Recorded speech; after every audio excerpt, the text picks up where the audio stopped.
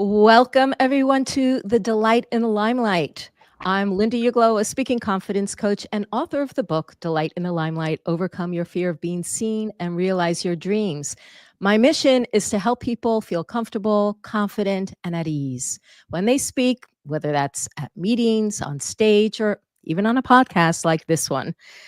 One of the most important aspects of speaking confidence is finding and knowing your voice, and especially when collaborating with others. And that's why I'm so excited for today's conversation with the co-hosts of the 5-Minute Career Hack podcast, Jamila Brown, Candyce Hunt, and Alicia Wade, who have spent nearly a decade working together as a powerhouse team. And with 50 or 60 years of combined experience in corporate leadership, project management, HR, and mentorship, they know firsthand what it takes to elevate your voice in a collaborative environment. So, welcome to all of you. So, where I'd love to start off with is your podcast, because that's how I learned all about all of you. I was on with Jamila, and I just thought, what a cool thing that you co-host a podcast, all three of you together.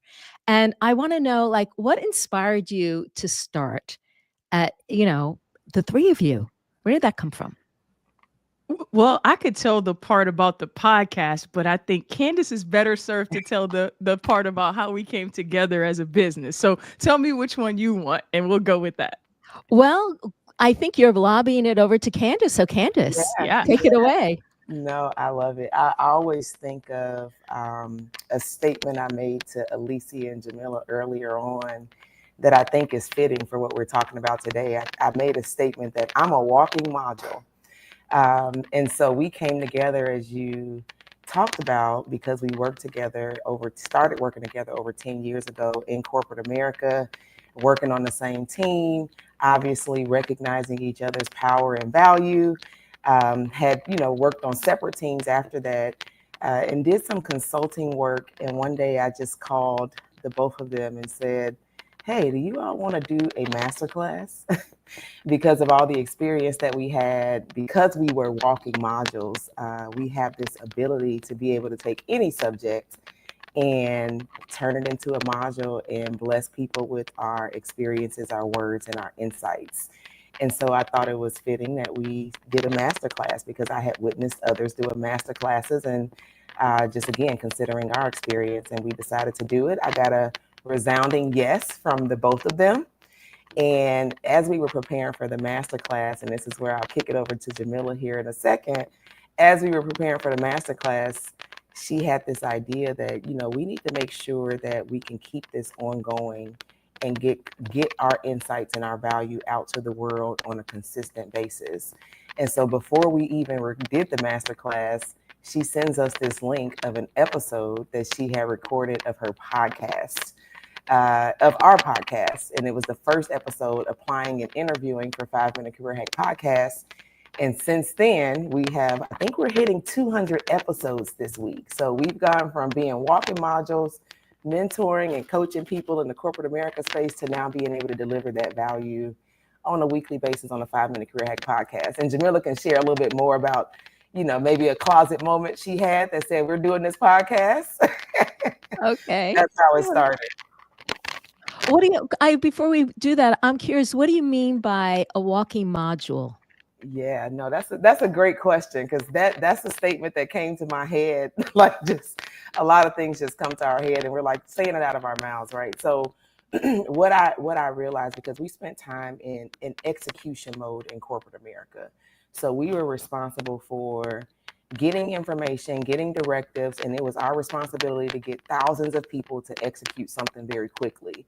So that means for us that we had to insert our skill and value of leadership, all the modules and leadership lessons that we had learned to get people to execute, in order for companies to make millions and billions of dollars. And so you add that up for 60 years of collective experience, we have tons of leadership lessons, insights, modules, decks, you name it, it's all in our brains. And we wanted to, and when I say we're a walking module, we've got tons of modules in our brains that we deliver on our podcast. Got it. Got it. And that perhaps is why it got named the 5-minute career hack, because you thought you could deliver a module in 5 minutes. Is that it, Jamila? So to Candice's point, once she reached out and we did the masterclass, maybe a couple of days before we were set to do it, it kind of got this idea that we probably need a podcast. And so literally the night of the masterclass, we're literally, we're operators. All three of us spent the bulk of our career in retail. So we know how to execute in tight timelines. So we're focused on the masterclass.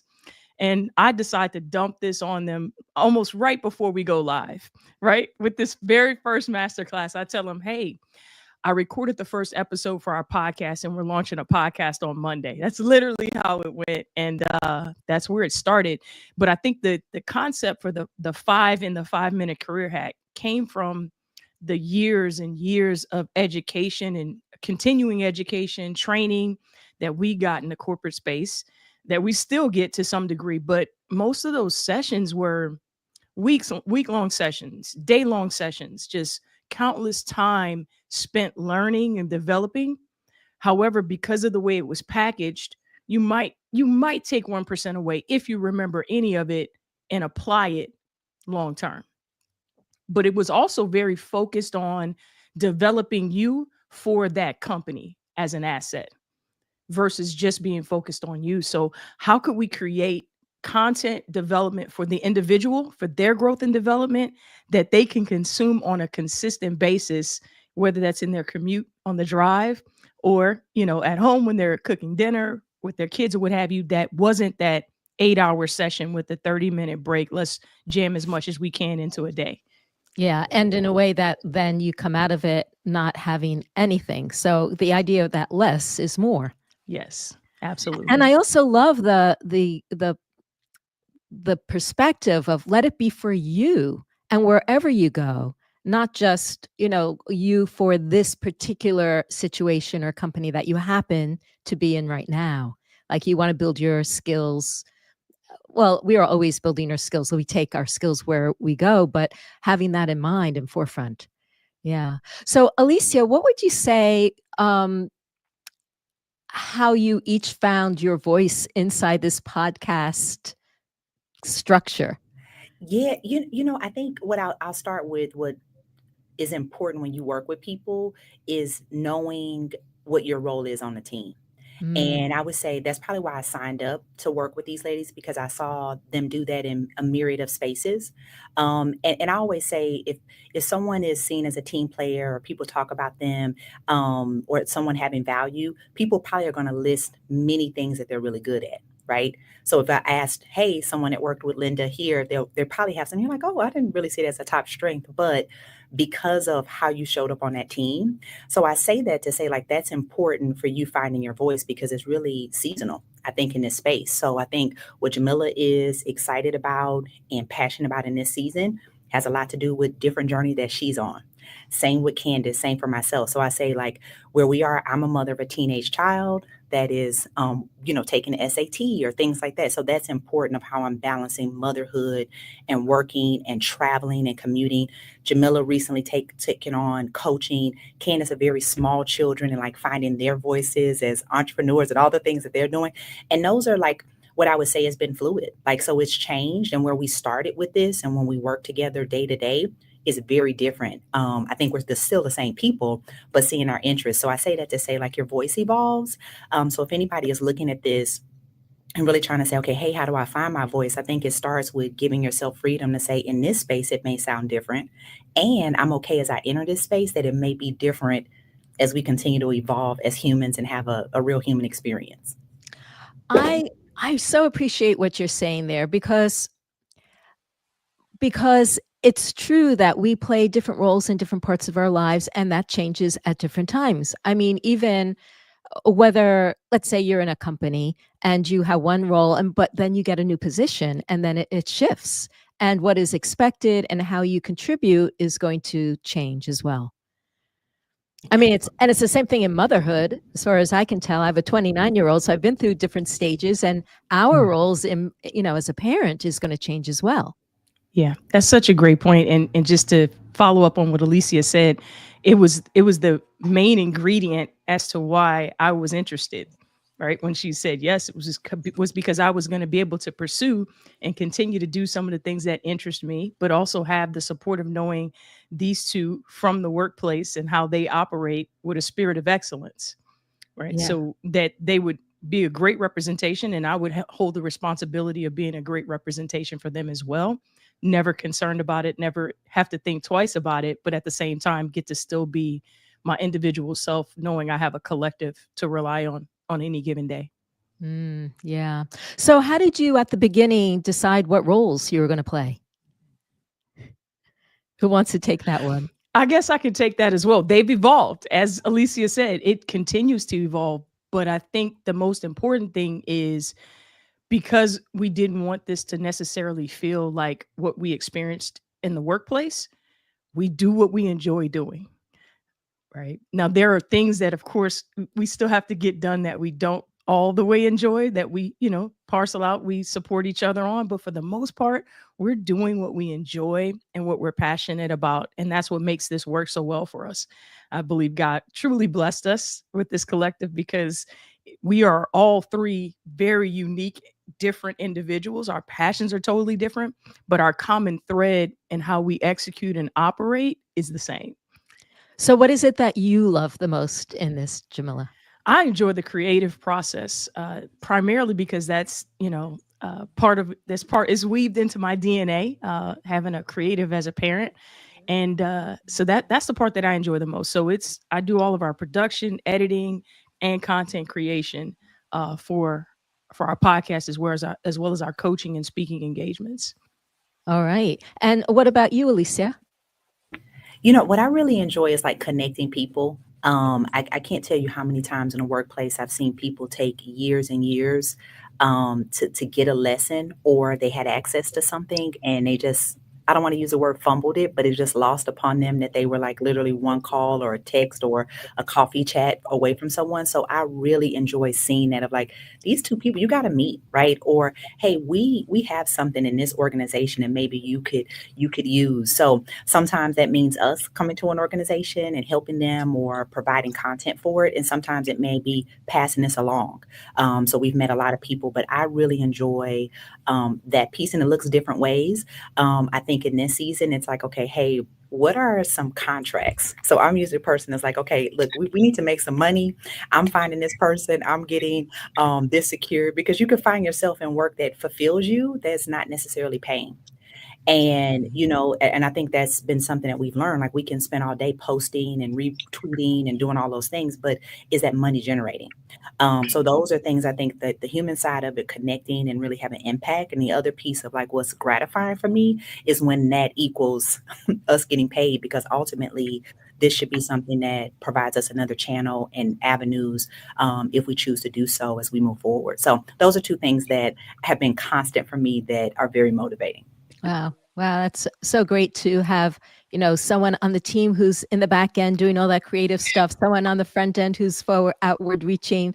Okay, Candice, what's your role? Yeah, What do you love about it? What are you following? I would say I'm at an intersection of like forward facing visionary and back end operations. So just as we started, when I said, hey, do you want to do a master class? I've probably done that about, 10 plus more times of some ideas that we've, done, some things that we've executed at 5 Minute Career Hack, but also because of my operational background and the way that I love systems and processes. I can operationalize anything, even a conversation that I'm having with somebody. I'm going to turn it into a process, right? And so Whoa. I'm afforded an opportunity to do that here at 5 Minute Career Hack. And to your earlier question too, around the collaborative environment, I think for me, that turning point of being able to own and just be able to even articulate that this is where I am. When I first reached out to Alicia and Jamila, these were two ladies that I admired, and served as mentors for me when I was in the workspace.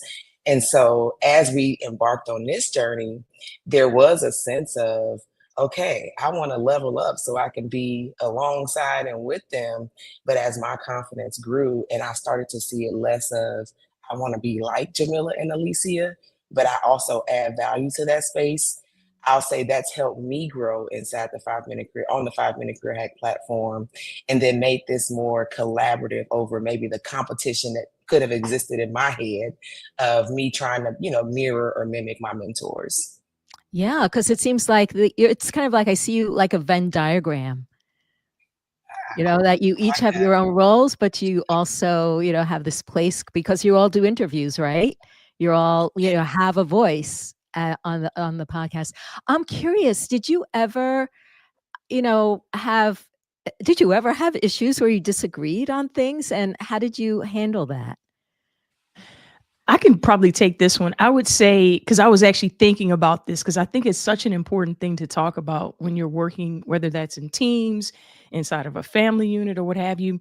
And it right before we started, it was the word, one of my core values, respect, comes to mind. And because of our relationship in the workspace, this is nothing like that. I can tell you that was, in my opinion, utter chaos in our workspace where we work together. Absolute craziness, like the disrespect, the lack of loyalty, the integrity issues. I could list 100. One day we're going to write a book about it, but that's not this. But however, in that space, we learned about each other in those moments from an integrity standpoint and a respect standpoint. And we've always had that for one another. And that's at the core. So for me to say, have we ever gotten, no, we haven't actually, ever. And I think it's because of that time in that space. Now, I always share this because I think it's such an interesting part of our dynamic. Most people, when I was in the workspace, especially with them, they thought I was absolutely crazy, like off my rocker, because I would get into these instances. I'm going to call them debates. Alicia would probably call them something else because she was privy to some of those conversations firsthand in the room. But in those instances, we were able to learn about one another and how we respond and how we respect situations and what our values are. And so because we learned that in a high pressure, high intense, $1 billion under management, thousands of people under our leadership, high stakes environment, sometimes even life or death, to be honest. We learned about how we respond in those situations, and that just carried forward to the 5 Minute Career Hack. So I'm pleased to say, I don't know if that'll always be the case, but I'm pleased to say because of the respect and what we learned previously, that's never been the case. Yeah, and Linda, if I can add as well, I think what I totally agree with Jamila. I think also what I respect about this relationship and what I would say specifically around collaborating is I think what's really important, not only like those foundational things that Jamila said, is, but I think when you think about radical candor, I feel very confident being myself all the time. And if that's a dumb idea, or I don't think we should do that I can say that knowing that Candice knows I'm not calling her dumb. I'm not telling Jamila that that's a stupid idea that she had. That is how I'm experiencing this right now based on my lens. And not that obviously I have more words to use than that, right? But if that's the emotion that was coming up of like, I don't think we should spend our time that way. Yes, we have had disagreements in that way of like, I don't think we should be spending time here, or I don't think we should spend money there. But I don't see it as a disagreement or, conflict in a negative way. But there is conflict in regards to I have an opinion, but I think we all have a value of if we agreed all the time, then it would be no point of the three of us working together. And that's what I value is that the way I would go about it would be very different. And I think the consistent thing that we all have is that we gravitate towards people. And what I respected for them in the workplace when we worked together was we would gravitate towards people that were very different than us. And maybe we had to, right? But just by the nature of being the only in a lot of spaces that we were in. But this was a skill that I would say that was just always there and has been brought forward in this relationship.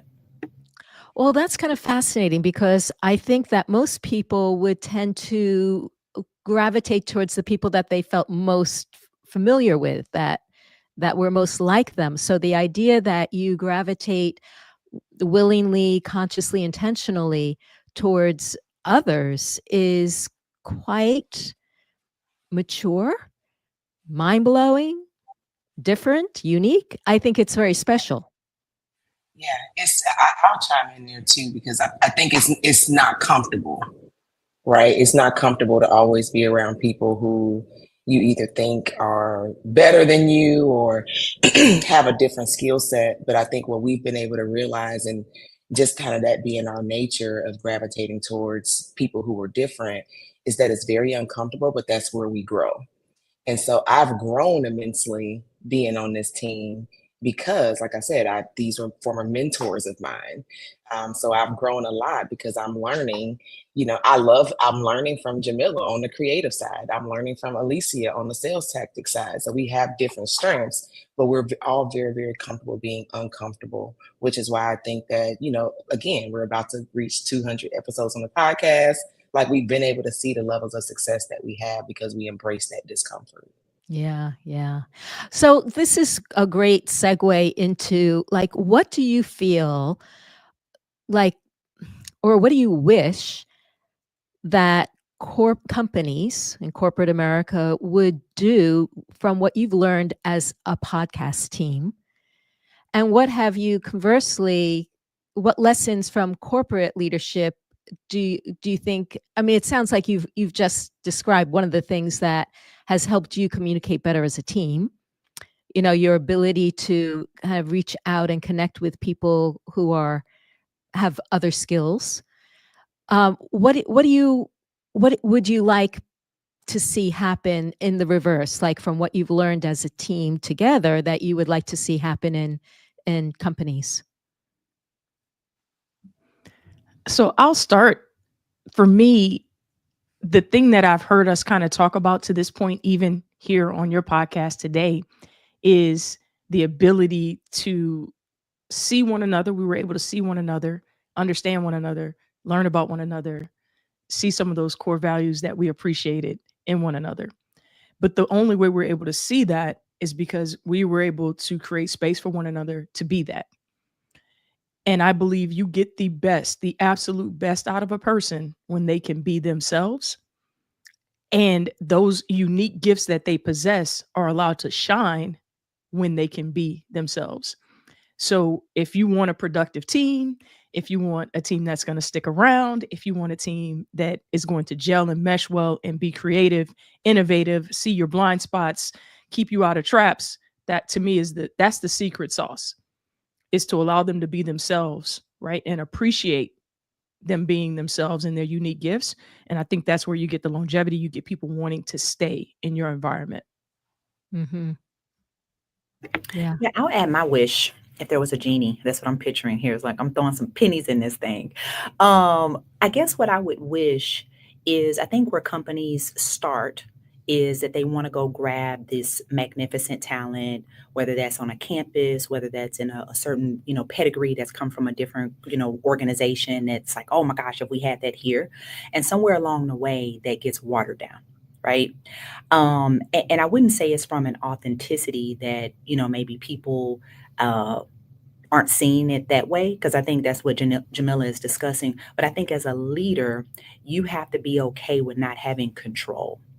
And so, if a wish that I would have is that you went and you saw that, how along the way do you not get in the way? And what I mean by that is, like, you will be wowed by people if you just let them do their thing. Right. And obviously, there's guardrails, there's frameworks that you have to put in line. As operators, we know that there has to be systems so you can have repetitive results.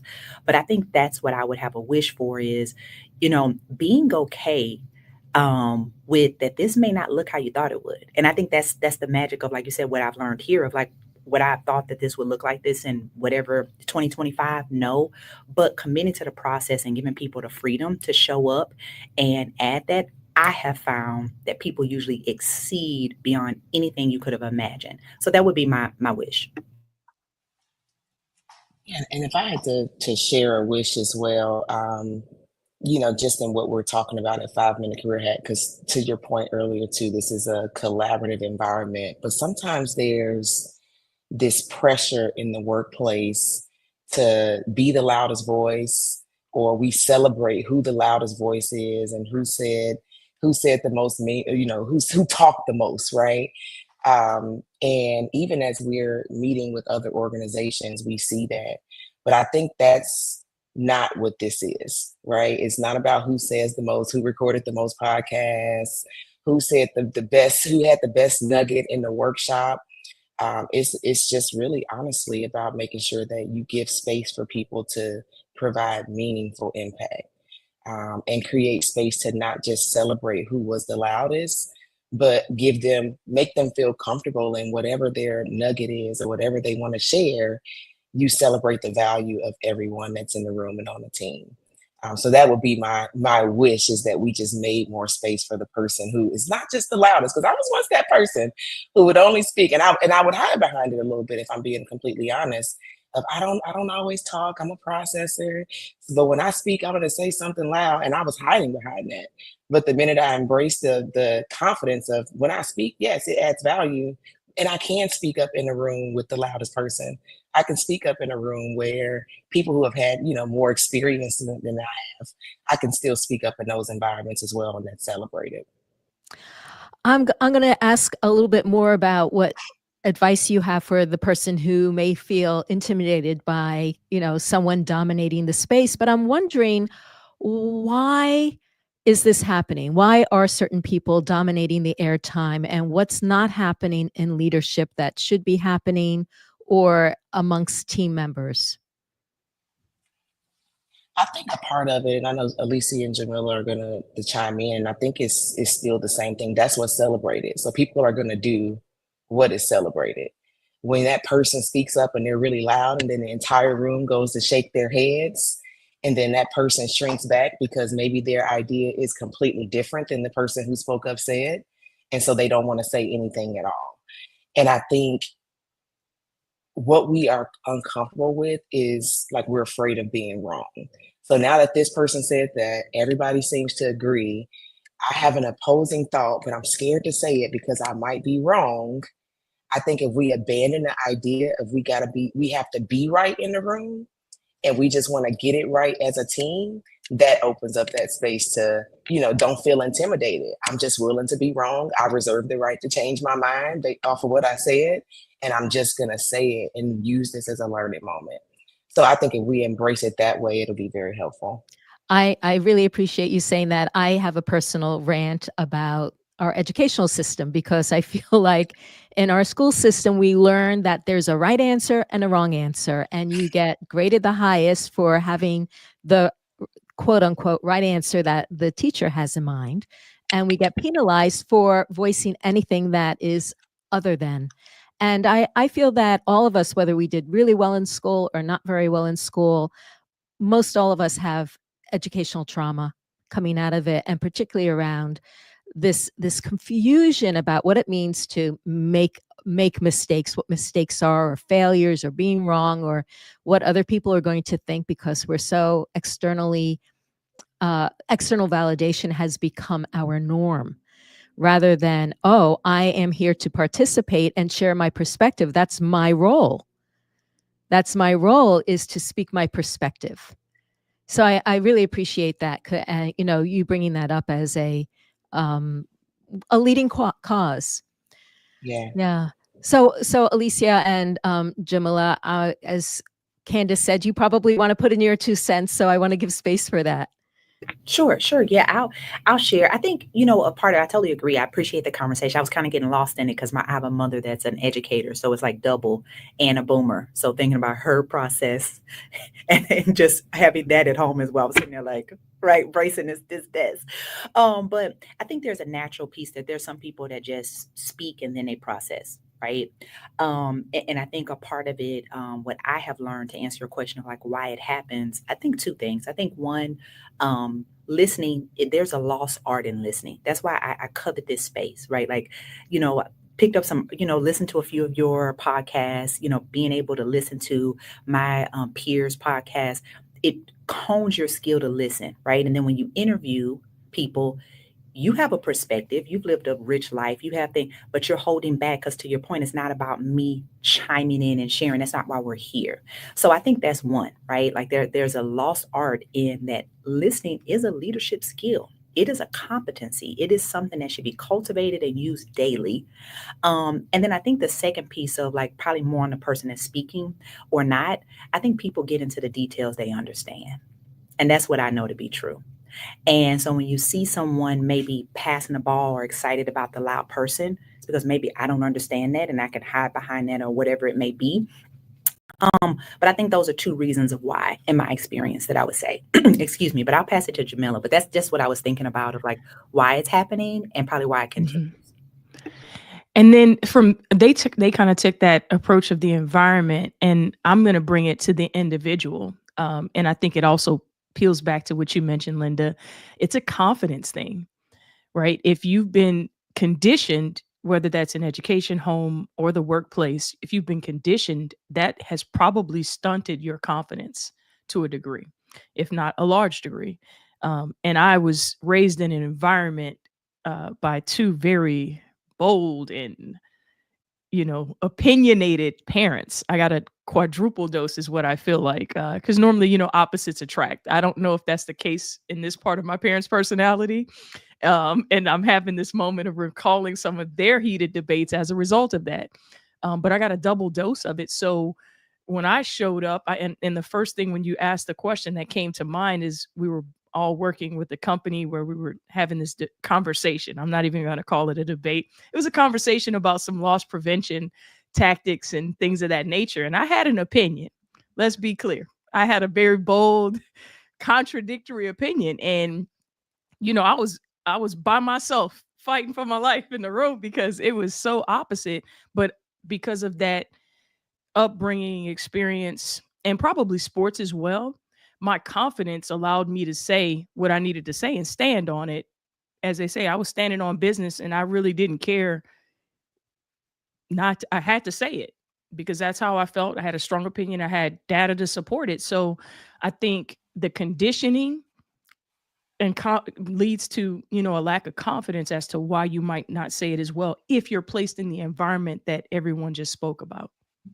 Yes, for sure. And in fact, that's what my book is all about. Delight in the Limelight is looking at the root causes, the messages we received or the experiences that we had that led us to believe it's not safe to be the center of attention or to express ourselves the way we do.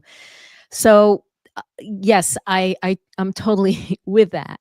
And I know that not everybody has, let's say, a coach like myself to help, root out those root causes and heal them. And yet they are able to succeed and move forward and expand in their professional lives. So what do you say, or what piece of advice do you say to someone struggling to find their voice in these environments where there is, a loud person dominating the space or who everybody is nodding at? How do you coach people? Let's say this was one of your podcasts. I'll kick us off Mhm. because I think Jamila did such a great job saying like what the difference maker is, and that's confidence. And I would challenge, because I like to speak a lot about confidence because I've been on my own journey with confidence. I think the other day Jamila said I was on Candyce 4.0, now version 2. Correct me if I'm wrong. So my confidence has grown, and I think it was because I've learned and challenged my definition of confidence. And so versus confidence being I show up and I'm just great at this, my confidence is my willingness to try. Mm. I'm always willing to try. I'm willing to get it wrong and then try again. And when I'm coaching people, the example that I like to use is the gentleman who created the sticky note. He was actually trying to create an adhesive in a competitive environment where glue was already a thing. So he was trying to create a strong adhesive and he failed and he tried again and he failed and he tried again. The adhesive wasn't strong enough. But what it created, because he had that confidence and that willingness to try, what it created was one of the most popular pieces of stationery that exists today, right? Because he was confident in his ability to keep trying again. And so that would be my feedback is nobody just woke up and was able to speak in the room eloquently for the first time. They did it. Maybe you were like Jamila, who was around confident parents. Maybe you were like me, who had more meek parents. But I was just always willing to try. So you just got to always be willing to do that. Yeah. What I also take in from that, to put a little spin, is that a lot of people feel like and I think this comes from school too, like the thing of being right, they want to feel like they're good. But it's not about like being impressive. We're not here to impress. We're here to serve, to participate in the conversation, to share our perspective so that we get a better sense of what could work for us and what could work for a team.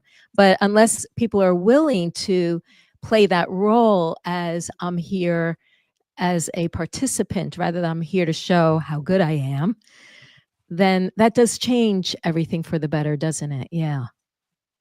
Yeah. Participation is key. I love that.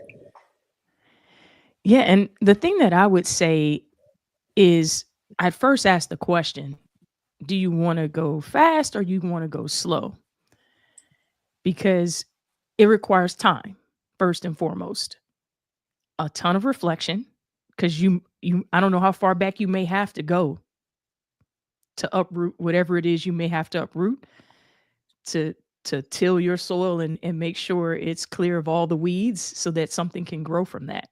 So do you want to go fast, or do you want to go slow? Because at this point, with the amount of coaching that we've done and the amount of clients that we've supported and organizations that we've supported, it's difficult to do it on your own, right? Unless you already have some built-in practices, you've already sought counseling for other things, and so you have some mechanisms and things that you can rely on to go through that process. It's tough. I'm not going to sit here and sugarcoat it.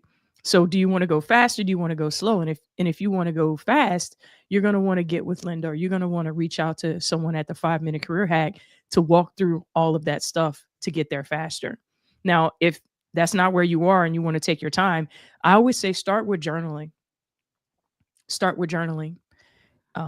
That's number one. Start with journaling your thoughts, whatever you're thinking, on a daily basis, morning and night if possible. And then you're going to find some themes when you're able to go back and reflect. So without going like deep dive, that to me is the secret sauce.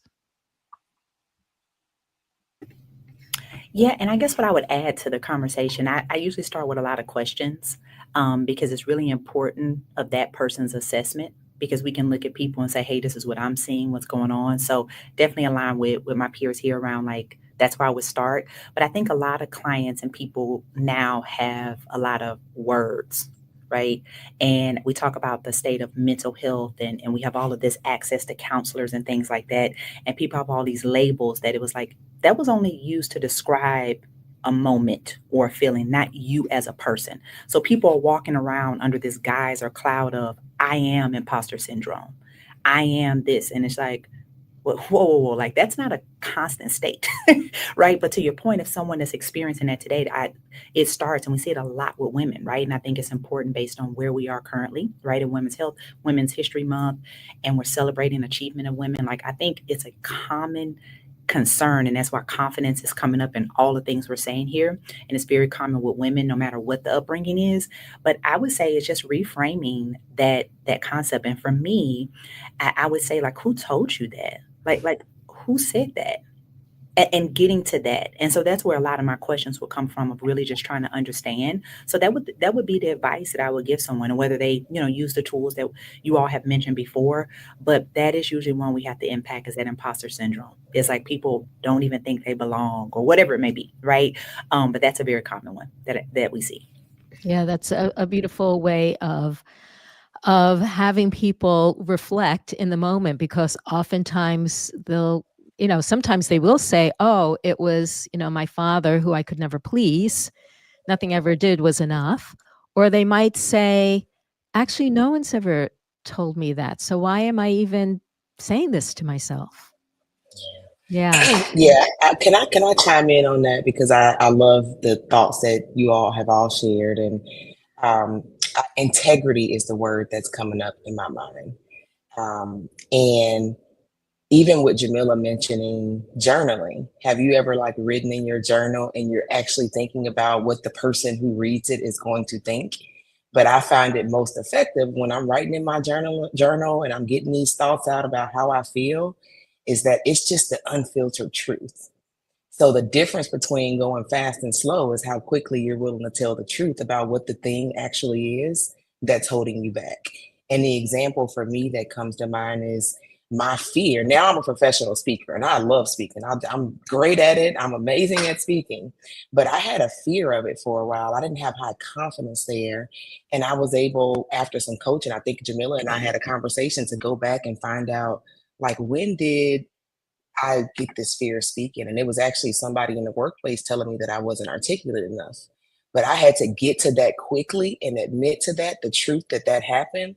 And then I had to decide right away, is that actually a fact? Or have I just been reacting to how that made me feel? And when you can get to the truth and then separate it as fact or feeling, then that gets you to that level of confidence a little quicker. So when Jamila says, do you want to go fast or slow? Like, add your integrity in there, whether it's you journaling or answering a question from your coach. It's got to be authentic integrity. I'm really glad you clarified that, because I can imagine that some people listening to this would think, oh, going back, looking at those things is the slow route. But in fact, it's the opposite. That being able to be honest, being able to recognize the origins of this is actually what allows you to get over it more quickly, so you can get on to business. So you can get on to doing the speaking, the presentation, sharing your idea with the team, and even doing things on stage, presentations. Because once you make that, once you're no longer bound to these things in the past, which, as Jamila, you said, that make us feel like there's something wrong with us. I think, and it's not that. It's just the things that happen to us, and we are not those things. It's just our interpretation of what it means about us. When we are able to let those things go, it's like the world changes. The world looks different. The world feels different. So I want to ask you to close up. What are you working on in your own speaking? Like, what kind of level are you aware of that you are becoming more of yourselves, more dynamic, more whatever? I know I often tell my students to, like, pick something that they secretly want to do, that they will not be able to get that experience except when they're in front of somebody. Is it like getting comfortable looking at people's eyes? Or is it feeling relaxed in your body? Or is it becoming more concise in how you put your thoughts together? So what is it? I'd love to hear one thing from each of you of what is, your little growing edge.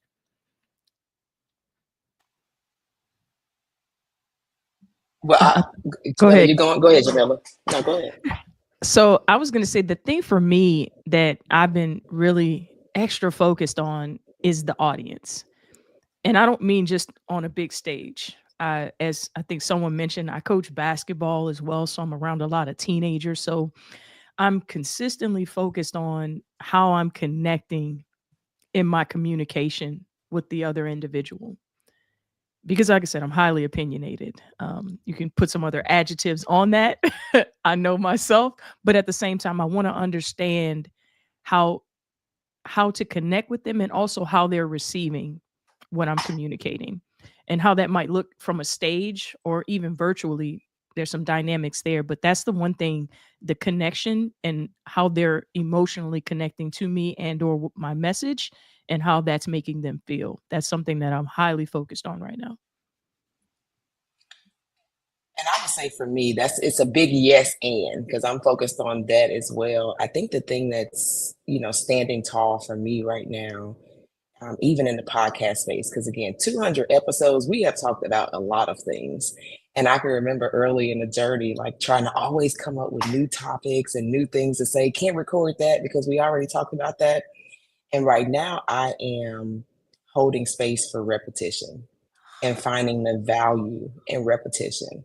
So there's probably not a panel, a stage, a podcast where you're not going to hear me talk about confidence, because that's my resounding message right now, is on this journey to confidence. And I'm okay being quoted, having the same quote for every single presentation, every single one, I'm okay with that now.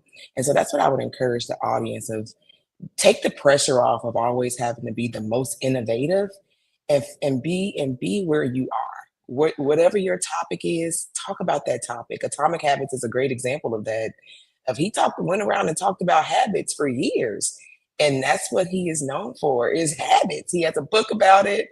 And if he went to change his subject, we'd be like, what are you doing, James Clear? What's that about? Right? So just power and repetition, there's value there.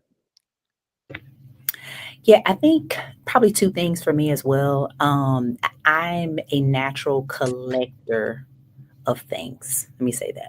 So I don't know if you've heard the story, Linda, or your listeners and everybody checking out have heard the song "Bag Lady" by Erykah Badu. That's me and my soul. Like, it's like, bag lady, put them bags down. Like, you're gonna miss your bus. You're carrying all. And I just, like, they laugh at me because I'm a person, like, you see me taking notes. Like, I'll be in podcasts, and this is what Jamila will hear in the back. All of these papers. You hear this? That's me. Like, I love it. So I say this to the person that's out there with their books and all of it, 1,000 tabs open. That's me. I have that in my mind. So I'm working on getting comfortable with, you have done the research. You do not need to look down and look at that paper. And I can go on for that in a minute, but I'll just put that there. The other piece would be storytelling. And similar to Candyce, definitely resonates there. It's not necessarily from the innovative, but to your point, being confident in that. But for me, with the storytelling is, how do I feel comfortable when I'm showing up, sharing that? Because when I do, I think it resonates. So I'm really trying to put myself in spaces, because I share the why all day in my work, right? Like, I feel very comfortable sharing the vision, sharing benefits, sharing the why, but I don't, and I'm unpacking this for myself. Maybe this needs to be a therapy topic for me. Linda, I've heard how you coach people through these questions. You have some real powerful questions. I'm not an early knower. So I'm not a person that would just share everything. I share what's relevant for this conversation, and that impacts my storytelling. And that's what I want to work on in this season, of like, how I can get comfortable of, like, this story will be, it'll resonate, or like just being okay with all the questions I have in my head, not compartmentalizing what could come across as very authentic and fresh and relevant in that moment. So those would be my two things that I'm working on. Probably learning to love, launch, and learn. I think it's probably fits in all three of those buckets for me in this season. And it may be all 2025, but that's what I want to work on in this season, particularly with the podcast and speaking. Sounds wonderful, all of that. Well, this has been such an insightful discussion about finding your voice and collaboration in the corporate setting, on the podcast. And one of the things I'm most passionate about is helping people feel at home in their own voices. And if this conversation has resonated with you and you want to dive deeper into speaking confidence, you can check out my book, Delight in the Limelight, or visit my website to find free resources in helping you feel more comfortable, grounded, and confident when you speak. Or reach out to these ladies at a 5-Minute Career Hack podcast. So before we go, Jamila, Candyce, and Alicia, where can people find you and your work? 5minutecareerhack.com and 5-Minute Career Hack wherever you stream podcasts. Watch us on YouTube as well. That's where you can find us. And we look forward to hearing from you on our most recent episode that we just released yesterday. Alicia was talking to Dr. Cartwright of the University of North Texas. It was an incredible conversation around co-conspirators. So check that out. It was released just on yesterday. Well, thank you again for bringing your wisdom, insight, and wonderful presences. And for all you listening, wishing you delight in all your Limelight moments.